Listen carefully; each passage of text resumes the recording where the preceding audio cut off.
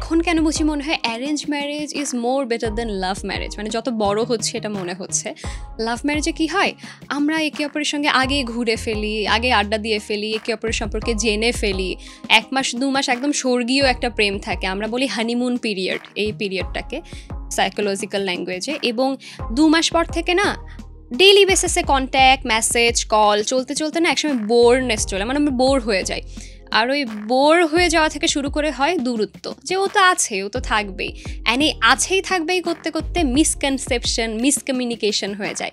And আমরা কোথাও না কোথাও দুই পাক্ষিকভাবে ইউজ হই, মেয়েটা ছেলেকে ইউজ করছে, ছেলেটা মেয়েকে ইউজ করছে, এরকম হয় মেন্টালি আসলে সাইকোলজিক্যালি।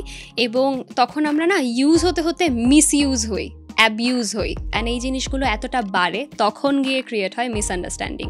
তো বিয়ের আগে প্রেম করে আমরা একটা লং টার্ম রিলেশনশিপে রইলাম, আমরা জেনেই গেলাম একে অপরের সম্পর্কে সব কিছু।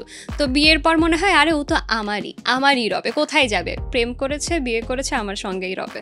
তো প্রেম করে বিয়ে করে ভালো, বাট যদি তোমাদের মাঝে বন্ডিংটা আন্ডারস্ট্যান্ডিং লেভেল ভালো থাকে, বাট অ্যারেঞ্জ ম্যারেজ করো আমার মতো।